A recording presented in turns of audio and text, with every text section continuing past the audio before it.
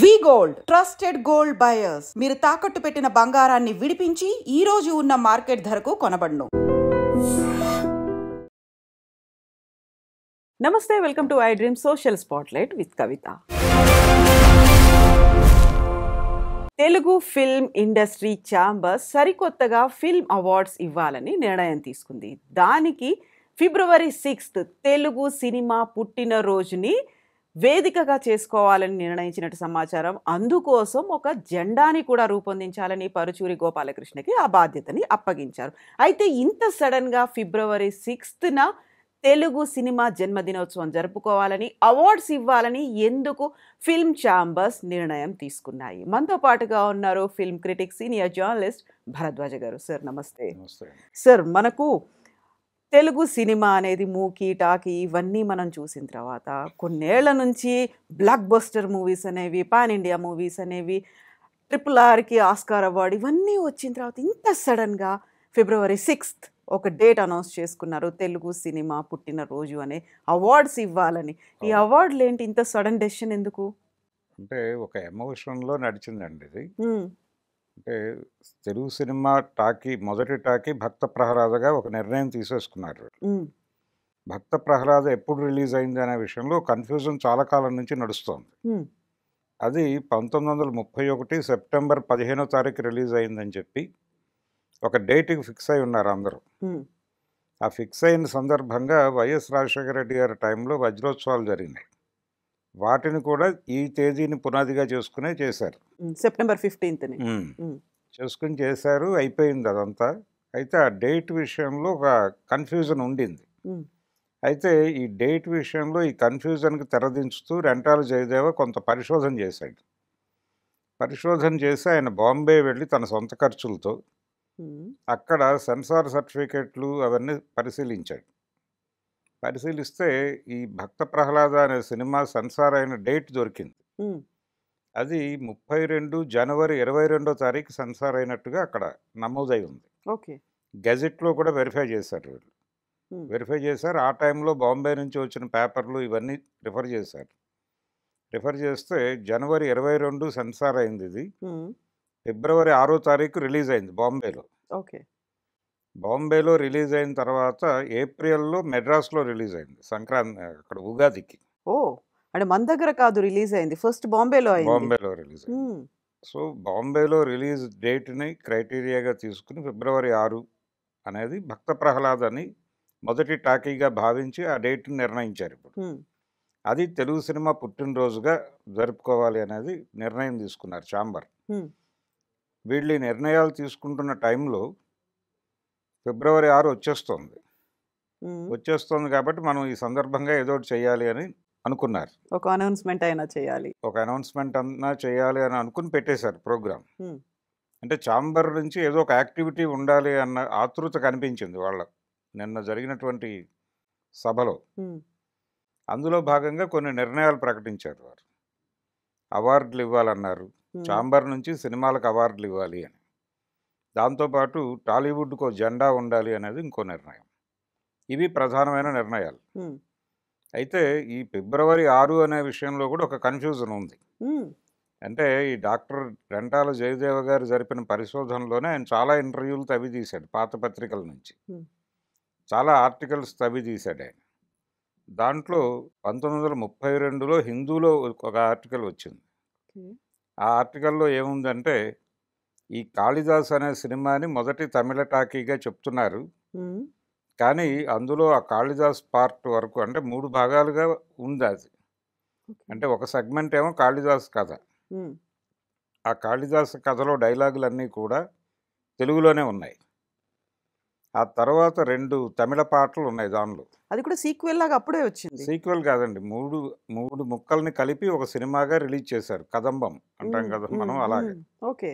ఆ పద్ధతిలో చేసిన దానిలో 2 తమిళ పాటలు, వేరే కాంటెక్స్ట్లో ఉన్న పాటలు, 2 ప్రణయ గీతాలు, ఒకటేమో దేశభక్తి గీతం పెట్టి అదొక సెగ్మెంటు. తర్వాత త్యాగరాయ కృతులు 3 కలిపి ఒక సెగ్మెంటు. ఇవన్నీ కలిపి కాళిదాస్ అనే పేరుతో రిలీజ్ చేశారు అప్పుడు హెచ్ఎం రెడ్డి గారే.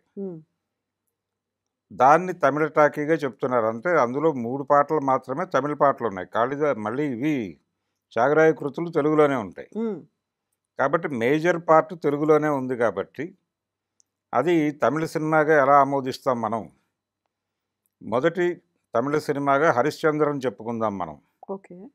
అది పూర్తి స్థాయి తమిళ డైలాగులతో ఉంది కాబట్టి అని.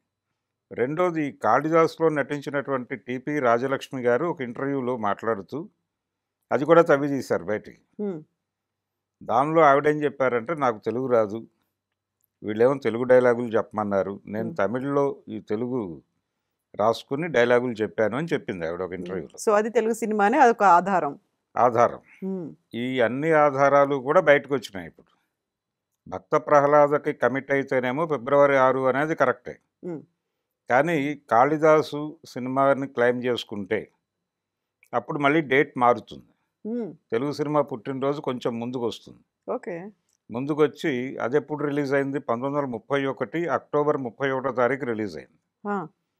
ఇంతకు ముందు సెప్టెంబర్ 15 తెలుగు సినిమా పుట్టినరోజు అనుకున్నప్పుడు తమిళ సినిమా కంటే మనం ముందే పుట్టాం అని చెప్పుకునేవాళ్ళు. ఎప్పుడైతే ఈ డేటు 32 ఫిబ్రవరి 6కు వెళ్ళిందో అప్పుడు తమిళ సినిమానే ముందు అని చెప్పి మాట్లాడుకోవటం జరిగింది. అందుకని ఇప్పుడు ఈ కాళిదాసుని తెలుగు సినిమాగా క్లెయిమ్ చేసేసుకుంటే మళ్ళీ తమిళ కంటే తెలుగు ముందుకెళ్తుంది. ఎందుకంటే ఇది రిలీజ్ అయింది 31 అక్టోబర్ 31వ తారీఖు కాబట్టి. అందుకని ఈ చర్చలు జరుగుతున్నాయి బయట ఆల్రెడీ. జరుగుతున్న టైంలో వీళ్ళు హడావిడిగా ఫిబ్రవరి 6 అనేది ప్రకటించకుండా కొంచెం చర్చలు జరిపి, ఆల్రెడీ పరిశోధనలో పాల్గొన్న వాళ్ళు వీళ్ళందరూ ఉన్నారు. దాని మీద ఒక బుక్ వచ్చింది, ఫస్ట్ రీల్ అని. ఆ బుక్ వచ్చిన సందర్భంగా ఈ హడావిడి మొదలైంది. రెంటాల జయదేవ్ గారు రాసిన బుక్ అది. సో దానిలో ఇదంతా ఉంది, చర్చ అంతా. పైగా ఆయన దీని మీదే ఆయన థీసిస్ సబ్మిట్ చేసి డాక్టరేట్ తీసుకున్నాడు. అందుకని ఆ టైం వాళ్ళందరినీ కూర్చోబెట్టి, ఎల్వి ప్రసాద్ గారు ఇంటర్వ్యూలోనూ చెప్పాడు ఈ విషయం. హెచ్ఎం రెడ్డి గారు 2 సినిమాలకి ఆయనే డైరెక్టర్, ఆయనే ప్రొడ్యూసర్. ఏది కాళిదాస్కి, భక్త ప్రహ్లాదకి కూడా. భక్త ప్రహ్లాద ఆయన 18,000లో తీశాను, 2,13,000 ఎంతో డబ్బులు వచ్చినాయని చెప్పాడు ఆ రోజు. వీళ్ళు తవ్వు తీసినటువంటి ఇంటర్వ్యూలో ఉన్న సమాచారం అది కూడా. కాబట్టి ఈ హడావిడి అంతా కూర్చుని ఒక్కసారి సార్ట్అవుట్ చేసుకుని చాంబర్ వైపు నుంచి మేము కాళిదాసుని తెలుగు సినిమాగా క్లెయిమ్ చేసుకుంటున్నాము ఈ ఆధారాలతో అని ప్రకటించి 31కి వెళ్ళిపోతే అదొక పద్ధతి. లేదు, అది పూర్తిగా వదిలిపెట్టేసి ఆ సినిమాని వదిలిపెడితే ఎలా వదిలిపెట్టారు అనే చర్చ మొదలవుతుంది, విమర్శలు మొదలవుతాయి. ఎందుకని వదిలిపెట్టాల్సి వచ్చింది, ఎందుకని వదిలేశారు, మీరు ఎందుకు క్లెయిమ్ చేసుకోవట్లేదు అని. కాబట్టి ఇది ఒక గందరగోళం ఉంది. ఈ గందరగోళం మీద చర్చ జరుగుతున్న టైంలోనే వీళ్ళు ప్రకటించిన దానిలో అవార్డులు ఇస్తామనేది ఒకటి ఉంది.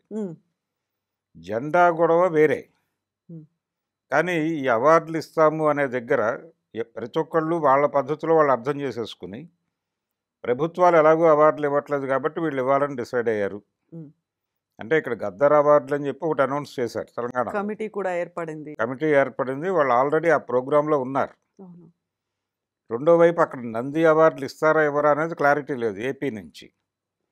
ఈ గొడవ నడుస్తూ ఉండగానే వీళ్ళు అవార్డులు ఇస్తామనటం, అంటే ప్రభుత్వాలు ఇస్తారో ఇవ్వరో మాకు సంబంధం లేదు, మా అవార్డులు మేమే ఇచ్చుకుంటాం అని పరిశ్రమ చెప్పినట్టుగా భావించి కొంతమంది వ్యాఖ్యానం చెప్పేశారు. అందులో ఇంకో వ్యాఖ్యానం ఏంటంటే గద్దర్ అవార్డులకి పోటీగా రాబోతున్నాయి అనేది కూడా వినిపించింది. ప్యారలల్గా పోటీగా ఇస్తున్నారు అనేది ఒకటి. ఇంకొక డిస్కషన్ ఏంటంటే దీనిలో ఇది ఎన్నికల ద్వారా ఏర్పడుతుంది కమిటీ. ఈ ఎన్నికల్లో ఓడిపోయిన వాళ్ళ సినిమాలు బాగున్నప్పటికీ గెలిచిన వాళ్ళు అవార్డు ఇస్తారా అనేది ఒక చర్చ జరుగుతోంది అక్కడ. అయితే అలాంటి ప్రమాదం ఉండే అవకాశం తక్కువే, ఎందుకంటే అందరూ అక్కడ ఎన్నికలు జరిగినా ఏం జరిగినా వాళ్ళందరూ సినిమా కుటుంబానికి చెందిన వాళ్ళే. కాబట్టి ఈ అవార్డులకు కూడా కమిటీని వేసుకుంటారు వాళ్ళు. ఆ కమిటీ ముందుకు వెళ్ళిన సినిమాలను వాళ్ళు స్క్రూటినీ చేసి దానిలో ఏవి బెటర్ సినిమాలు అని చెప్పే పద్ధతిలోనే అవార్డులు ఇస్తారు. ఆ అవార్డులు ఇవ్వటంలో ఏదన్నా ఇబ్బందులు జరిగితే దాని మీద అలాగే విమర్శలు జరుగుతాయి. అప్పుడు ముందే విమర్శించడం ఎందుకు అని.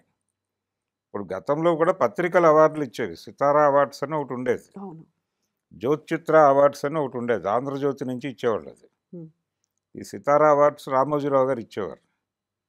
అయితే ఆయన ఉషా కిరణ్ మూవీస్ అని పెట్టి సినిమాలు తీయటం మొదలుపెట్టాక అవార్డులు ఆపేశాడు. అంటే తన సినిమాకి అవార్డు ఇవ్వాల్సి వస్తే అది క్రిటిసిజంలోకి వెళ్తుందేమో అనే ఉద్దేశంతో ఆయన అవార్డులు ఆపేశాడు. ఆయన చివరిగా ఇచ్చిన అవార్డు వంశవృక్షం సినిమాకి ఇచ్చాడు ఆయన. ఓకే. అది ఉత్తమ చిత్రంగా అప్పుడు సెలెక్ట్ చేశారు, కానీ ఆ తర్వాత ఆపేశాడు ఆయన. ఇలా ఇప్పుడు ఆ పత్రికలు ఎలాగైతే అవార్డులు ఇచ్చేవో ఇప్పుడు ఛాంబర్ ఇస్తుంది, అంతే. అంతకు మించి ఏమీ లేదు దానిలో ప్రత్యేకంగా. ఇది ప్రభుత్వ అవార్డులకి ప్యారలలో లేకపోతే దానికి ప్రత్యామ్నాయమో పోటీనో కాదు. వాళ్ళు అవార్డులు ఇస్తారు. ఈ కమిటీ కొంతమందిని అవార్డులకు ఎంపిక చేయొచ్చు. అక్కడ గద్దర్ అవార్డుల కమిటీ కొంతమందిని అవార్డులకు ఎంపిక చేయొచ్చు. ఒకే సినిమాకి ఇక్కడ అక్కడ కూడా అవార్డు రావచ్చు, రాకపోవచ్చు, ఏదైనా జరగచ్చు.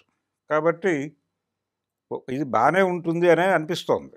అంటే ఛాంబర్ అంటే ఒకవేళ వాళ్ళు తాత్సారం చేస్తే వీళ్ళు ఇస్తారు, ఇది ఉంటుంది. ఎంకరేజ్మెంట్ లాగా కూడా ఒక ఎంకరేజ్మెంట్ ఉంటుంది. ఇప్పుడు ఏపీ గవర్నమెంట్ ఈ విషయంలో ఇప్పటిదాకా ఏం మాట్లాడలేదు. ఇక్కడ గద్దర్ అవార్డుల మీద ఈయన హడావిడి చేస్తున్నాడు రేవంత్ రెడ్డి గారు, కానీ అక్కడ కందుల దుర్గేష్ గారి దగ్గర నుంచి ఒక మాట బయటకు రాలేదు ఇంకా. సో దానికోసం వెయిటింగ్ అందరూ. అది కూడా వచ్చేస్తే అక్కడ జరుగుతుంది, ఇక్కడ జరుగుతుంది, ఛాంబర్ కూడా అవార్డులు ఇస్తుంది. సౌత్ స్కోప్, ఫిల్మ్ ఫేర్, ఇలా అన్ని అవార్డుల లాగా తెలుగులో కూడా ప్రత్యేకంగా ఒక 3 అవార్డులు అనేవి ఉండబోతున్నాయి. 3 అవార్డులు ఉంటాయి. అంటే ఇప్పుడు తెలుగు సినిమా ఎలాగూ 3 పద్ధతుల్లో డివైడ్ అయిపోయి ఉంది. అంటే local market cinema, pan India cinema, global market సినిమాగా మారింది. సో ఈ 3 ఏరియాల్లోనూ సెగ్మెంటైజ్ చేసి వీళ్ళు అవార్డులు ఇవ్వచ్చు.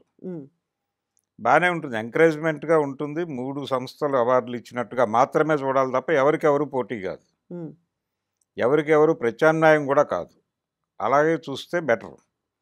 అయితే ఇప్పుడు ఇందులోనే ఇంకొక నిర్ణయం, వాళ్ళు జెండా రూపొందించాలి అని ఒక నిర్ణయం తీసుకున్నారు. సార్, ఇప్పటిదాకా ఏ లాంగ్వేజ్ మూవీస్కైనా వాళ్ళ చిత్ర పరిశ్రమ నుంచి, వాళ్ళ ఇండస్ట్రీ దగ్గర నుంచి ఒక జెండా అనేది కనిపించిందా సార్?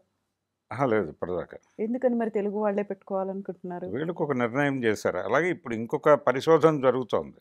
అదేంటంటే ఇలా ఛాంబర్ అవార్డులు ఇవ్వటం అనేది ఇంకెక్కడైనా జరిగిందా, ఓకే, దాని మీద కూడా ఇప్పుడు చూస్తున్నారు. ఎక్కడెక్కడైనా జరిగిందా, ఎక్కడ జరిగింది, ఎవరైనా ఇచ్చారా అలాగా.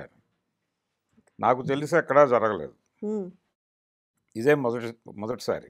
అన్ని సరికొత్త నిర్ణయాలు మన దగ్గర నుంచి స్టార్ట్ అవబోతున్నాయి. సరికొత్త నిర్ణయాలు తీసుకున్నారు. పైగా ఇది ఇళ్ల మీద, అంటే సినిమా వాళ్ళ ఇళ్ల మీద ఎగరేస్తే బాగుంటుంది అనే ఒక అభిప్రాయం కూడా చెప్పారు మీటింగ్లో.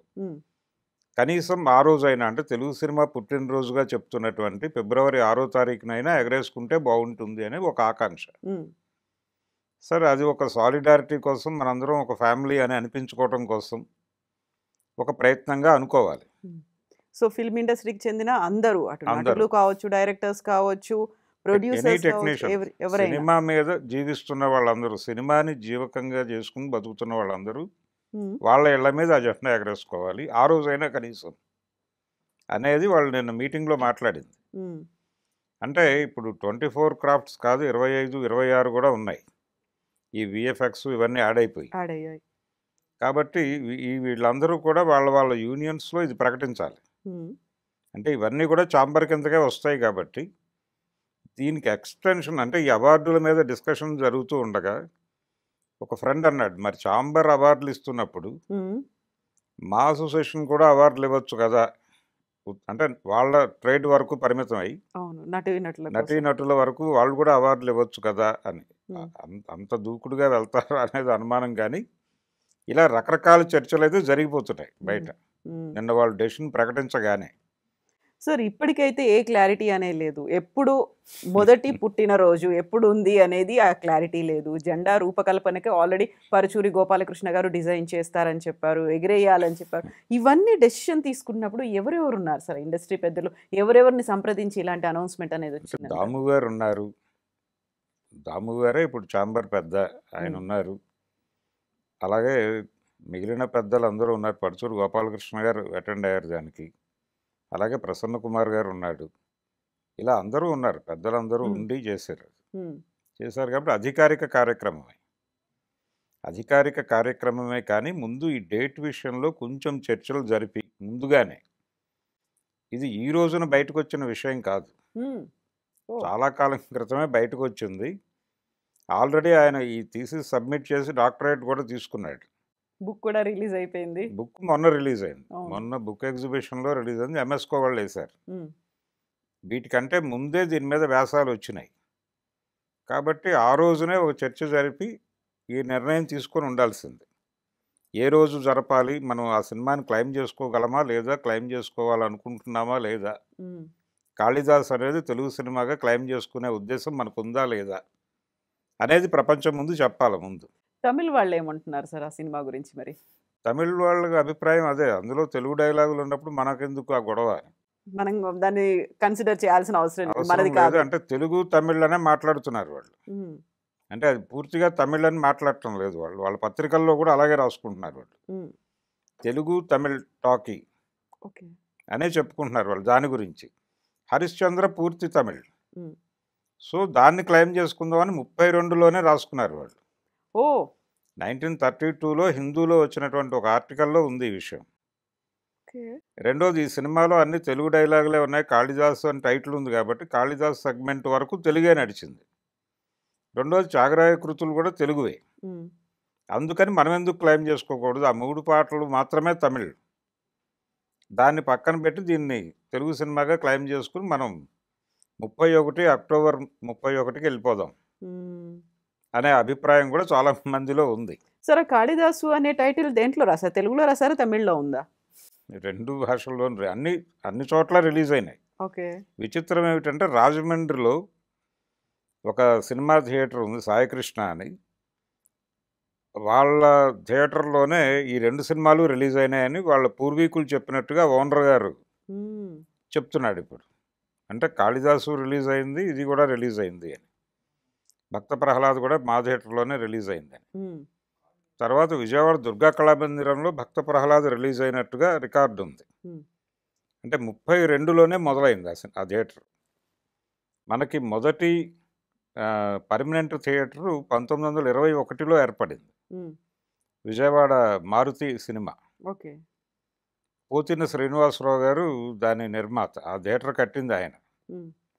ఆయన స్మారకంగా ఆయన పేరుతో శ్రీనివాస అని ఇంకో థియేటర్ కట్టారు ఆ ఫ్యామిలీ వాళ్ళే. ఉమ్. అది లేదు, ఇప్పుడు ఈ థియేటర్ కూడా మారుతి కూడా పగలగొట్టేసి అది షాపింగ్ కాంప్లెక్స్ కింద మారిపోయింది. ఉమ్. అంటే ప్రభుత్వానికి కూడా చిత్తశుద్ధి లేదు, అంటే దాన్ని కనీసం ప్రిజర్వ్ చేసి ఉండాల్సింది. 2 తెలుగు రాష్ట్రాల్లో మొదటి పర్మనెంట్ థియేటర్ అది. ఉమ్. అంటే మూకీ సినిమాల నుంచి మొదలైంది.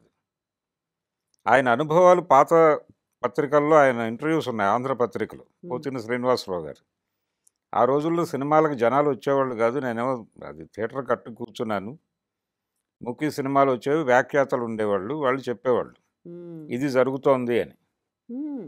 జనం చూసేవాళ్ళు.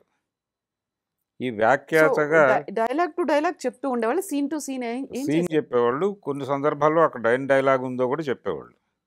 ఓకే అలా చెప్పుకుంటూ కథని జనాలకు అర్థం చేయిస్తూ ఒక వ్యాఖ్యాత పక్కన కూర్చుని ఉంటాడు మైక్ పట్టుకుని, ఉమ్. జనం చూస్తూ వింటూ ఉంటారు. ఇది పద్ధతి. ఉమ్. దీనికి మొదట్లో జనాలు వచ్చేవాళ్ళు కాదట, ఉమ్. అందుకని పేపర్లో యాడ్ వేసేవాళ్ళం మేము. అంటే ఇంటర్వెల్లో ఆ రోజుల్లో 2-3 ఇంటర్వెల్స్ ఉండేవి, సింగిల్ ప్రొజెక్టర్ మీద నడిచేది అది. ఉమ్. అందుకని ప్రతి ఇంటర్వెల్లోనూ ఒక నటుడితో, ఒక స్టేజ్ నటుడితో నాటక పద్యాలు పాడించేవారట. ఉమ్. ఈరోజు ఫలానా ఆర్టిస్ట్తో పాడిస్తున్నామని పేపర్లో యాడ్ వేసేవాళ్ళట. ఓ. ఉమ్. ఆ క్రేజ్తో జనాలు వస్తారని, సినిమా కోసం కాదు, ఈ నటులు పాడేటువంటి పద్యాలు వినటానికి జనాలు వస్తారని అడ్వర్టైజ్మెంట్ వేస్తూ ఉమ్. సోడాలు ఇవన్నీ ఫ్రీ అని చెప్పి కూడా యాడ్ వేసేవాళ్ళట. ఓకే మీరు సినిమా టికెట్ కొంటే థియేటర్లో సోడాలు, కూల్ డ్రింకులు ఇవన్నీ ఫ్రీ. అప్పుడు టికెట్ రేట్ ఎక్కువ ఉండేది, అసలు ఏ రేట్ ఎక్కువ ఉంది? ఇప్పుడైతే టికెట్ రేట్ కంటే ఎక్కువ పాప్కార్న్లు ఎక్కువ ఉన్నాయి కాబట్టి దేనికి అట్రాక్ట్ అయ్యేవాళ్ళు అసలు? ఇవన్నీ పెడితే ఏమన్నా వస్తారేమో అని ఆయన ఆశ ఆ రోజు, ఓకే 1921లో. ఉమ్. ఆ తర్వాత ఈయన తవ్వకాల్లో ఈ భక్త ప్రహ్లాద సినిమా అక్కడ రిలీజ్ అయిన తర్వాత మెడ్రాస్లో 32 ఏప్రిల్ 6వ తారీఖు రిలీజ్ అయిందని చెప్తున్నాడు ఈయన రికార్డు ప్రకారం. ఉమ్. అప్పుడు భారతిలో వచ్చినటువంటి ఆర్టికల్, ఈ టాకీ మీద వచ్చినటువంటి ఆర్టికల్ ఒకటి పబ్లిష్ చేశారు వీళ్ళు. ఉమ్. అందులో ఇది టాకీ వచ్చేసింది సినిమా, ఇది నెమ్మదిగా నాటకాన్ని నమిలి తినేస్తుంది అని రాశారు ఆ రోజునే. అలాగే సకల కళల సమాహారం అనే పేరుతో అన్ని కళల్ని తనలో ఇమిడ్చుకుని అన్ని కళల్ని బయట చంపేస్తుంది, చంపేసే ఛాన్స్ ఉంది అని చెప్పి రాశారు అందులో ఆ ఆర్టికల్లో. నిజంగా అదే జరిగింది తర్వాత నెమ్మదిగా కాలక్రమంలో. అంటే ఆ రోజునే వాళ్ళు ఐడెంటిఫై చేశారు టాకీ ప్రమాదాన్ని. అదొక విశేషం ఆ పుస్తకానికి సంబంధించి. అంటే ఈ ఫస్ట్ వీల్ అనే పుస్తకంలో ఇవన్నీ ఉన్నాయి. కాబట్టి ఇది రిలీజ్ అయిన తర్వాత వీళ్ళకి హడావిడి పెరిగి తొందరగా ఈ ప్రోగ్రామ్ ఆర్గనైజ్ చేస్తారు. కానీ ఇప్పుడు ఆలోచనలో ఉన్నారు వాళ్ళు, ఇప్పటికీ ఆలోచనలో ఉన్నారు. ఇది ఏ క్షణమైనా అక్టోబర్ 31కి మారే ఛాన్స్ కూడా ఉంది. అక్టోబర్ 31 అంటే ఇంకా చాలా దగ్గర సమయమే ఉంది మనకు. ఫిబ్రవరి 6 అంటే నెక్స్ట్ ఇయర్ కోసం చూడాలేమో. కానీ అవును, ఇప్పుడు అక్కర్లేదు. ఇప్పుడు ఈ సంవత్సరమే జరిపేయచ్చు ఇంకో పుట్టినరోజు. అది జరుపుతారా లేకపోతే దీనికే ఫిక్స్ అవుతారా, దీనికి ఎలా ఫిక్స్ అవుతారు అని కూడా కొంతమంది క్వశ్చన్ చేస్తున్నారు ఆల్రెడీ. దీనికి సమాధానం చెప్పాలి ఛాంబరు. దీంతో పాటు ఈ అవార్డులకు సంబంధించి బయట జరుగుతున్న చర్చలకు కూడా ఒక క్లారిటీ ఇవ్వాలి. ఇది మేము ఇక్కడ గద్దర్ అవార్డులను కానీ అక్కడ నంది అవార్డులను కానీ కాదని కాదు, మేము విడిగా ఇస్తున్నాం అంతవరకే. దీన్ని దానికి ప్యారలల్గానో ప్రత్యామ్నాయంగానో పోటీగానో చూడకండి అని చెప్పాలి. కాకపోతే సార్ ఇంత సడన్గా అనౌన్స్ చేయడం వెనకాల ఊహాగానాలు అయితే ఉన్నాయి. ఇక్కడ గద్దర్ అవార్డు అనౌన్స్ చేయగానే వీళ్ళేంటి ఇంత సడన్గా ఇది అనౌన్స్ చేశారు, ఇంతకాలం లేనిది. యాక్చువల్గా silver Jubilee, golden Jubilee, platinum Jubilee, diamond Jubilee ఇలాంటివన్నీ ఏమీ కాకుండా ఎందుకు ఇంత సడన్గా అనౌన్స్ చేయాల్సి వచ్చింది? ఏదో పోటీగానే ఉన్నట్టుంది, లేకుంటే వ్యతిరేకత అనేది ఉంది. గతంలో గద్దర్ అవార్డులకు సంబంధించి చాలామంది సినీ ప్రముఖులు వ్యతిరేకించారు. అందులోనూ గద్దర్ అభిమానులు కూడా ఆయనే నంది అవార్డుని తిరస్కరించిన తర్వాత మీరెలా ఆయన పేరుతో ఇస్తారు? ఇవన్నీ ఉన్నాయి కదా. గద్దర్ పేరుతో అవార్డులు ఇవ్వటం మీద భిన్నాభిప్రాయాలు ఉన్నాయండి అందరిలోనూ. అంటే ఇప్పుడు గద్దర్ పేరుతో అవార్డు ఇవ్వటం కన్నా కూడా ఇంకేదైనా పేరు మీరు తెలంగాణకు సింబలైజ్ చేసి కాకతీయ పురస్కారాలను, చార్మినార్ పురస్కారాలను ఏదైనా ఇవ్వచ్చు, అది తప్పేం కాదు. ఇప్పుడు గద్దర్ గతంలో నంది పురస్కారాలను తిరస్కరించినటువంటి సందర్భం ఉంది. అలాగే కొన్ని సినిమాలకు పాటలు రాయను అని చెప్పాడు ఆయన. పీపుల్స్ ఎన్కౌంటర్ సందర్భంగా రామోజీరావు గారు అడిగారు, మీ పాటలు మేము వాడుకుంటామని. మా పాటలు మీరు వాడుకోవడానికి వీలు లేదు అని చెప్పి ఈయన ఒక పత్రికా సమావేశం పెట్టి మరీ చెప్పాడు గద్దర్. కాబట్టి ఏ సినిమాల్లో తన పాటలు ఉండాలి అనేది తన నిర్ణయం తీసుకున్నాడు. ఏ జానర్లో ఉండాలి, ఎవరికి పాటలు ఇవ్వాలి అనే దానిలో కూడా ఆయనకు క్లారిటీ ఉంది. ఇప్పుడు ఈ అవార్డులు ఎవరికైనా ఇస్తారు. ఆ సినిమాలు గద్దర్ అభిప్రాయాలకు భిన్నమైనటువంటి అభిప్రాయాలు చెప్పే సినిమాలు కూడా అయి ఉండొచ్చు, అది ప్రమాదం. అలాగే హాస్య నటులకు కూడా అవార్డులు ఇస్తారు, ఉత్తమ హాస్య నటుడు అని. ఉత్తమ హాస్య నటుడు నంది కేటగిరీలో అనేవాళ్ళు ఇదివరకు. ఇప్పుడు గద్దర్ పేరుతో ఉత్తమ హాస్య నటుడు అనే పురస్కారం ఎలా నప్పుతుంది ఆయన ఇమేజ్కి, ఆయన పేరుకి, ఆయన రాజకీయ అభిప్రాయాలకి అనే చర్చ ఒకటి ఉంది. ఈ చర్చ జరుగుతూ ఉండగా ఇది ఒక గొడవ తీసుకొచ్చారు ఇప్పుడు ఎజెండాలోకి. ఏపీ గవర్నమెంట్ ఇప్పటిదాకా ఏం మాట్లాడలేదు. అంటే కందులు దుర్గేష్ గారు ఓపెన్ అవ్వాలి ఇప్పుడు. ఓపెన్ అయ్యి ఆయన ఏదైనా ఒక అభిప్రాయం చెప్తే, అంటే గతంలో రాష్ట్ర విభజన జరిగిన తర్వాత గతంలో నంది అవార్డులు ఇచ్చినటువంటి చరిత్ర తెలుగుదేశం ప్రభుత్వానికి ఉంది. 2014లో వాళ్ళు అధికారంలోకి వచ్చినప్పుడు. మరి ఆ సాంప్రదాయాన్ని ముందుకు తీసుకెళ్తారా లేదా అనేది తెలియాలి ఇప్పుడు. ఈ మధ్య కాలంలో తెలంగాణ రాష్ట్ర ప్రభుత్వానికి ఫిలిం ఇండస్ట్రీకి మధ్య గ్యాప్ కొంచెం పెరిగింది అనేది, ఏదో ప్యాచప్ చేసే ప్రయత్నం దిల్రాజు గారు చేశారు, బట్ ఆ తర్వాత మళ్ళీ అది పెరిగింది అనేది, కక్ష కట్టినట్టుగా ఉన్నారు అనేది, ఇలాంటి మాటలన్నీ వినిపించినప్పుడు మళ్ళీ ఈ విషయం అనేది పాపప్ అయి వచ్చిన తర్వాత అది నిజమే కావచ్చు, గ్యాప్ వచ్చినట్టుంది. Exactly sir. ఈ పుష్ప తొక్కిసలాట సందర్భంగా సినిమా ఇండస్ట్రీ పట్ల కొంచెం కటువుగా బిహేవ్ చేస్తోంది ప్రభుత్వం అనే మాట వినిపించింది. కానీ అక్కడ జరిగినటువంటి సంఘటన సందర్భం చూస్తే ఆ రోజున అల్లు అర్జున్ని పరామర్శించడానికి వెళ్ళిన సినిమా పెద్దలు ఎవరూ కూడా మీడియా ముందుకు వచ్చి మాట్లాడలేదు. వెళ్ళి పరామర్శించారు అంతవరకే, ఎవరు ఏ ఒక్కరూ మాట్లాడలేదు. కాకుంటే చిన్న పెద్ద ఆల్మోస్ట్ అందరూ వెళ్ళారు. అక్కడ మీడియా కూడా ఉంది. వెళ్ళిన వాళ్ళు ఆయనతో మాట్లాడుతున్న వీడియోలు తీసుకున్నారు తప్ప మేము ఈ అరెస్టును ఖండిస్తున్నామని కానీ లేకపోతే ఏదీ మాట్లాడలేదు. ఈవెన్ ఈయన వెళ్ళి చిరంజీవి గారి ఇంటికి వెళ్ళి భోజనం చేశాడు ఆ రోజు. అప్పుడు కూడా మీడియా ఉంది అక్కడ. మీడియా ఉంది, చిరంజీవి గారు కానీ ఎవరూ మీడియా ముందుకు రాలేదు. నాగబాబు గారు కూడా మీడియా ముందుకు రాలేదు. ఆ రోజు ఏం జరిగింది లోపలికి వచ్చి అతను నాగబాబు గారి ఇంటికి కూడా వెళ్ళాడు ఆ రోజు. ఎవరూ బయటకు వచ్చి ఈ సంఘటనను ఖండించే ప్రయత్నం చేయలే. అంటే ఇప్పుడు ఈయన అరెస్టుని ఖండించడం అంటే అక్కడ జరిగిన తొక్కిసలాటని, ఆ మరణాన్ని యాక్సెప్ట్ చేసినట్టు అవుతుంది. అందుకని అది ప్రాబ్లం టెక్నికల్గా. అందుకని సైలెంట్గా ఉన్నారు. కొంతమంది ట్వీట్ కూడా చేశారు కదా సార్. ట్వీట్ కూడా అక్కడ వరకే చేశారు. అరెస్ట్ వరకు మాత్రమే కొంచెం లైట్గా స్పందించారు తప్ప సీరియస్గా ప్రభుత్వం చేసింది తప్పు అంటే కనుక దీన్ని అడ్మిట్ చేసినట్టు అవుతుంది. ఈ సంఘటనకు కూడా సమాధానం చెప్పుకోవాలి సినిమా వాళ్ళుగా. అందుకని ఈ ఇబ్బంది ఉంటుందని ఎవరూ నోరు మెదపలేదు, సైలెంట్గా ఉన్నారు అందరూ. ఈ సైలెన్స్లో భాగంగానే వెళ్ళి సీఎం గారిని కలిశారు. వీళ్ళు కలిసిన సందర్భంగా ఆయన కూడా కొంచెం ఇచ్చిపుచ్చుకునే ధోరణిలోనే వ్యవహరించాడు ఆ రోజు. పూర్తి వ్యతిరేకతతో ఏమీ లేదు తెలంగాణ ప్రభుత్వం. కాకపోతే జరిగిన సంఘటన వీళ్ళు ప్రవర్తించిన తీరును కూడా చూడాలి. అంటే పర్టికులర్గా ఆ రోజు అల్లు అర్జున్ ఇమ్మీడియట్గా వీళ్ళు చెప్పగానే రియాక్ట్ అయ్యి వెంటనే ఆ బాడీ దగ్గరికి వెళ్ళి అక్కడ నివాళులు అర్పించేసి మొత్తం కార్యక్రమం మేము చూసుకుంటాం ప్రభుత్వంతో కలిసి అని ఆయన సినిమాటోగ్రఫీ మినిస్టర్ని అలాగే సీఎంని కలిసేసి ఉంటే అసలు ఆ గొడవ పెరిగేది కాదు, అరెస్టులు కేసులు దాకా కూడా వెళ్ళేది కాదు. ఈయన నెగ్లిజెంట్గా వ్యవహరించడం అనేది స్పష్టంగా కనిపించింది. రెండోది మిస్లీడ్ చేసే ప్రయత్నం చేశాడు ఈయన. మొదట వీడియో చేశాడు. ఆ వీడియోలో ఆయన చెప్పిన దానికి తర్వాత పోలీసులు ప్రదర్శించినటువంటి వీడియోలకి తేడా ఉంది. ఈయన ఇచ్చిన స్టేట్మెంట్కి ఇది కన్ఫ్యూజన్ క్రియేట్ చేసింది. ఇలాంటి తప్పులు జరిగినాయి ఆ సందర్భంగా. ఆ తప్పులు జరగటం వలన ఇప్పుడు గీతా ఆర్ట్స్ ఒక నిర్ణయం తీసుకుంది. ఒక స్పోక్స్ పర్సన్ని పెడదాం, మనం ఏది మాట్లాడాలన్నా త్రూ అతను మాట్లాడతాడు అని ఒక నిర్ణయం తీసుకున్నారు. దాని మీద కూడా చర్చ జరుగుతోంది బయట. ఇప్పటి వరకు ఎక్కడా లేనిది ఇదేమిటి ఈ కొత్త పోకడా అని. సరే, వాళ్ళు ఒక నిర్ణయం తీసుకున్నారు. అది ప్రాక్టీస్లోకి వచ్చిన తర్వాత ఎలా ఉంటుంది అనేది అప్పుడు చూడాలి. కానీ ఆ నిర్ణయం తీసుకోవడానికి రీజన్ మాత్రం అదే, ఆ ఇన్సిడెంటే. ఆ ఇన్సిడెంట్లో ప్రతి ఒక్కళ్ళు మాట్లాడే ప్రయత్నం చేయటం, అదేదో ఇంకో టర్న్ తీసుకోవటం, దీనికంటే కూడా ఒక అధికార ప్రతినిధిని పెట్టేద్దాం మనం టోటల్గా గీతా కాంపౌండ్కి సంబంధించి, అతను చూసుకుంటాడు అనే నిర్ణయానికి వచ్చారు ఇప్పుడు. వాళ్ళు ఆల్రెడీ పిఆర్ఓలు ఉన్నట్టుగా ఒక అధికార ప్రతినిధి, ఒక అధికార ప్రతినిధి ఒక పార్టీకి ఉన్నట్టుగా ఉంటాడు. అంటే వీళ్ళకి సంబంధించిన ఏ వార్త బయట సర్క్యులేట్ అయినా కానీ ఆయన స్పందించి మాట్లాడతాడు.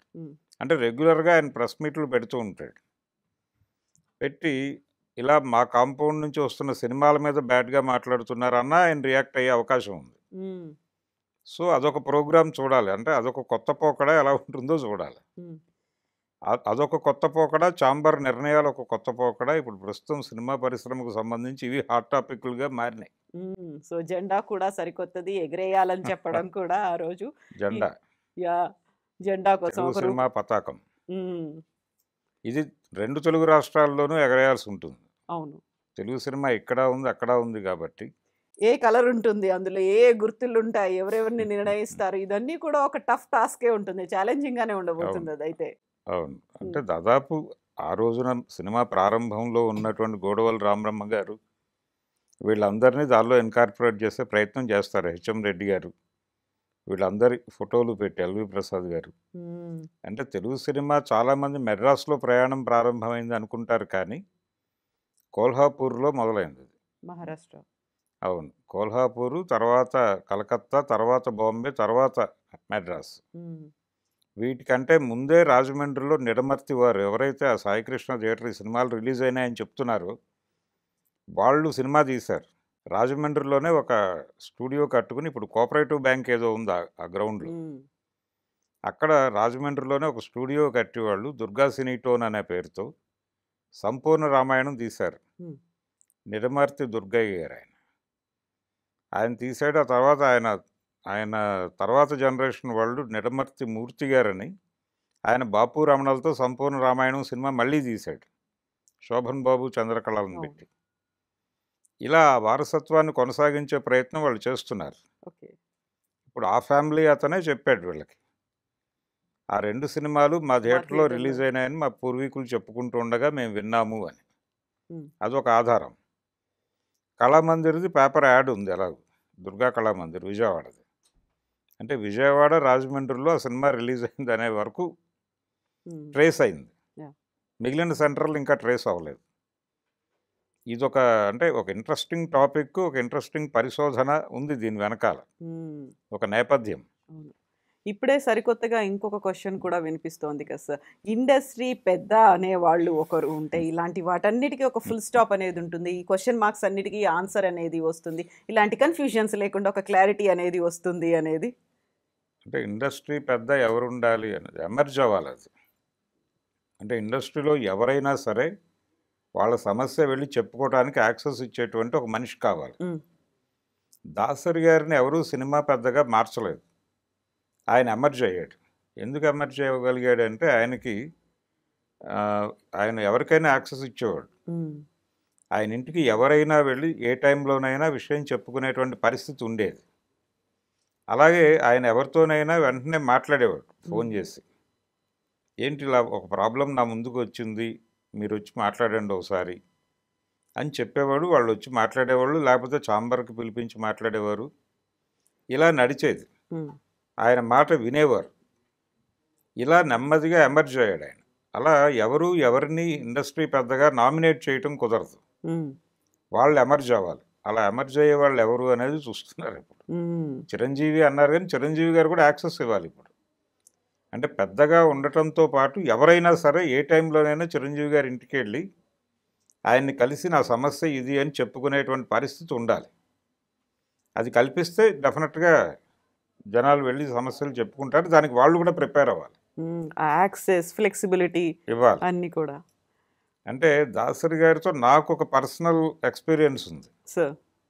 నాకు ఒకసారి అనుకోకుండా ఒక వీడియో కోసం దాసం గోపాలకృష్ణ గారి ఫోటోలు కావాల్సి వచ్చినాయి. ఉమ్, ఆయనతో పనిచేసిన డైరెక్టర్లు ఎవరు అంటే దాసరి గారు ఎక్కువ పాటలు రాయించుకున్నారు ఆయనతో.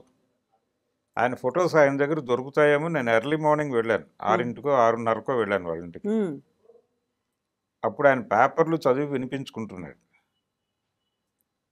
ఆ టైంలో నేను వెళ్ళి ఏమిటి విషయం అన్నాడు ఆయన. ఇలా దాసం గోపాలకృష్ణ గారి ఫోటోలు కావాలండి, ఉమ్, ఉన్నాయి నా దగ్గర, మీ మెయిల్ ఐడి రాసి ఇచ్చి వెళ్ళిపోండి, మీరు ఆఫీస్కి వెళ్ళేలోపు వచ్చేస్తాయని చెప్పాడు ఆయన. ఉమ్, నేను మెయిల్ ఐడి రాసి ఇచ్చి వచ్చేసాను. ఉమ్. నేను చెక్ పోస్ట్ దగ్గర ఉండగా ఫోన్ వచ్చింది నాకు, మెయిల్ పంపించేసాం, ఓ చెక్ మీరు చేసుకోండి. చెక్ చేసుకోండి. ఆ, నేను వెళ్ళి చూస్తే చిల్లరకోట చిట్టమ్మ శతదినోత్సవ ఫోటోలతో సహా 70 ఫోటోలు ఫైల్ పంపించేశారు వాళ్ళు. ఉమ్. అంత నెట్వర్క్ మెయింటైన్ చేశారు అప్పుడు ఆ కాలంలో. అంటే ఎవరు ఏ పని మీద వెళ్ళినా అక్కడ పని అయ్యేది. అందుకని ఆయన ఇండస్ట్రీ అయ్యారు. పెద్దగా అంటే ఇండస్ట్రీకి సంబంధించిన ఏ విషయమైనా ఆయన దగ్గరికి వెళ్తే పరిష్కారం అవుతుంది అనే ఒక అభిప్రాయం అందరిలోనూ ఉండేది. ఉమ్, అంటే ఒక జర్నలిస్ట్గా నేను ఎడితేనే అలాంటి స్పందన వచ్చినప్పుడు ఇండస్ట్రీ వాళ్ళు వెళ్తే ఇంకొంచెం ఎక్కువ స్పందించి ఉంటాడు కదా ఆయన. అవును సార్. అందుకని అలా ఎమర్జ్ అవ్వాలి ఎవరైనా. ఉమ్, అలా ఎమర్జ్ అయ్యే వాళ్ళ కోసం ఇండస్ట్రీ ఎదురు చూస్తోంది. ఉమ్. సో ఇప్పుడు మనం కూడా ఎదురు చూడాల్సినటువంటి ఒక సిచ్యువేషన్ వచ్చినట్టుంది సార్. ఒక టిపికల్ సిచ్యువేషన్, గతంలో ఎప్పుడూ లేనంతగా ఒక జన్మదినం జరుపుకోవాలని, దానికి ఒక జెండా రూపొందించాలని, దాన్ని ఎగిరేయాలని, ఇవన్నీ కూడా కన్ఫ్యూజన్స్కి క్లారిటీ అనేది ఎప్పుడు వస్తుందంటారు సార్? అంటే ఒక ప్రెస్ మీట్ పెట్టి వాళ్ళే అడ్రస్ చేయాలి ఇవన్నీ. బయట అంటే వాళ్ళు నిర్ణయాలు ప్రకటించారు, బయట చర్చ జరుగుతోంది. ఉమ్, ఈ చర్చలని చూసిన తర్వాత వాళ్ళు స్పందించి ఎవరో ఒకళ్ళు మీడియాని పిలిచి మాట్లాడేస్తే క్లారిటీ వచ్చేస్తుంది. ఉమ్, తర్వాత అన్ని బాడీస్ని కూర్చోబెట్టి కూడా మాట్లాడాలి వాడు. ఉమ్, అంటే ఈ క్రాఫ్ట్స్ అన్నిటికీ యూనియన్స్ ఉన్నాయి, వీళ్ళందరినీ కూడా తీసుకొచ్చి ఆ వేదిక మీద కూర్చోబెట్టి మాట్లాడించేస్తే ఒక సాధికారత వస్తుంది దానికి. ఆ పని చేస్తారని ఆశిద్దామండి. Yes sir. ఫిబ్రవరియా, సెప్టెంబరా, అక్టోబరా ఎదురు చూద్దాం. సెప్టెంబర్ లేదు, ఇంకా అసలు దాన్ని స్ట్రైక్అవుట్ చేసేసారు. Only February or October. అంతే. February 6 October 31. Yes sir. Thank you so much sir. Thank you.